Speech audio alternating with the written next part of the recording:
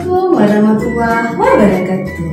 Hello generasi cerdas Indonesia, siswa-siswi kelas 9. Kita awali pertemuan kita hari ini dengan membaca basmalah. Bismillahirrahmanirrahim. Untuk video kita kali ini kita akan membahas bab 3, yaitu kedaulatan NKRI dengan materi sifat-sifat kedaulatan dan unsur-unsur negara.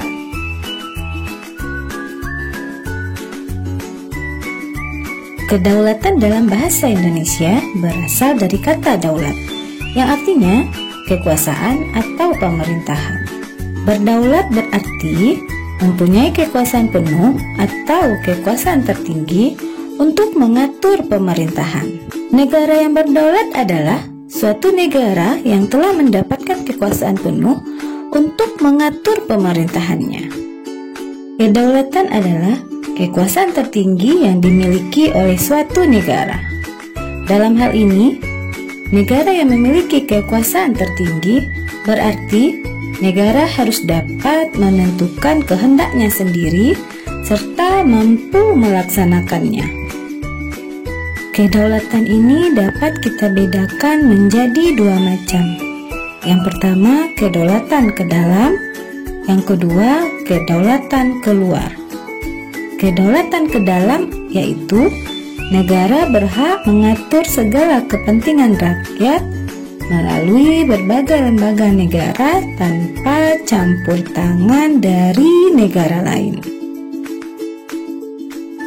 Kedaulatan ke dalam negara Indonesia yang termuat dalam Undang-Undang Dasar Negara Republik Indonesia tahun 1945 diantaranya: pertama, melindungi segenap bangsa Indonesia dan seluruh tumpah darah Indonesia. Kedua, memajukan kesejahteraan umum. Ketiga, mencerdaskan kehidupan bangsa. Kedaulatan keluar, yaitu negara berhak untuk mengadakan hubungan atau kerjasama dengan negara-negara lain untuk kepentingan bangsa dan negara.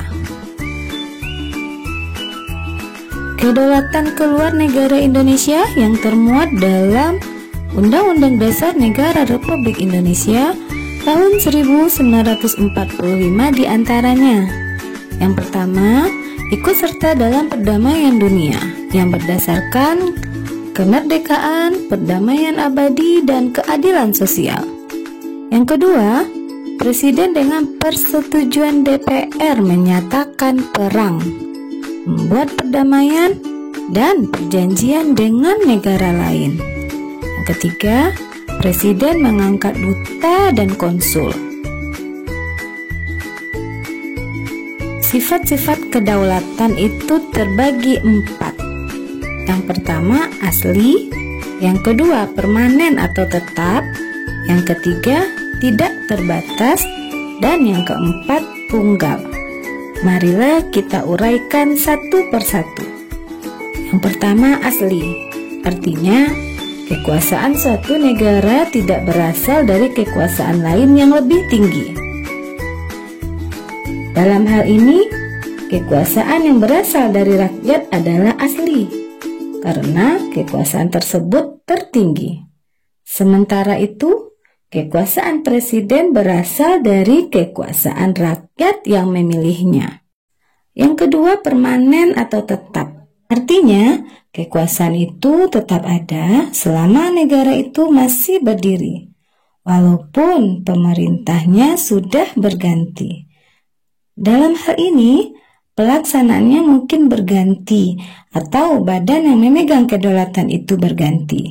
Tetapi, kedaulatan itu tetap. Yang ketiga, tidak terbatas.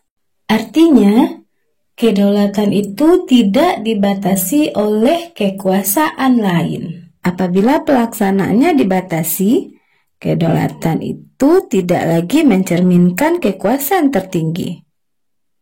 Dalam hal ini, sifat kedaulatan itu tidak terbatas, yang berarti meliputi setiap orang atau golongan yang ada dalam negara tanpa ada kecualinya. Sifat kedaulatan yang keempat adalah tunggal. Artinya, kekuasaan itu merupakan satu-satunya kekuasaan tertinggi dalam negara yang tidak diserahkan atau dibagi-bagikan kepada badan-badan lainnya. Dalam hal ini, sifat kedaulatan itu tidak terbagi-bagi. Maksudnya, bahwa kedaulatan itu tidak boleh dibagi-bagi kepada beberapa badan tertentu. Unsur negara dapat kita bagi menjadi dua. Yang pertama, unsur konstitutif atau unsur pokok. Yang kedua, unsur deklaratif atau pengakuan dari negara lain. Apa yang dimaksud dengan unsur konstitutif ini? Ya, unsur konstitutif merupakan syarat mutlak terbentuknya sebuah negara atau unsur pembentuk suatu negara yang terdiri dari rakyat, wilayah, dan pemerintahan yang berdaulat. Rakyat adalah sekumpulan atau keseluruhan orang yang berada dan berdiam dalam suatu negara atau menjadi penghuni negara dan tunduk pada kekuasaan negara itu. Dalam hal ini, rakyat merupakan unsur terpenting dari suatu negara, karena rakyatlah yang pertama kali mempunyai kehendak untuk membentuk suatu negara. Wilayah suatu negara merupakan tempat tinggal rakyat dan tempat berlangsungnya pemerintahan yang berdaulat. Wilayah suatu negara meliputi pertama daratan, yaitu wilayah yang di permukaan bumi dengan batas-batas tertentu. Kedua, lautan, merupakan perairan yang berupa samudra, laut, selat, danau, dan sungai. Ketiga, udara, meliputi wilayah yang berada di permukaan bumi, di atas wilayah darat dan laut. Keempat, ekstrateritorial, yaitu wilayah tambahan suatu negara dengan cara menempati wilayah negara lain atau laut terbuka melalui hubungan diplomatik, seperti kantor Kedutaan Besar Indonesia yang berada di wilayah negara lain dan kapal Indonesia yang berada di laut terbuka. Pemerintah yang berdaulat yaitu pemerintah yang mempunyai kekuasaan tertinggi untuk mengatur dan menentukan segala sesuatu yang akan dilakukan dalam penyelenggaraan pemerintahannya. Unsur deklaratif atau pengakuan dari negara lain. Pengakuan dari negara lain diperlukan karena suatu negara tidak dapat bertahan hidup tanpa bantuan dan kerjasama dengan negara lain. Pengakuan dari negara lain dapat dibedakan menjadi dua, yaitu pengakuan secara de facto atau pengakuan secara kenyataan.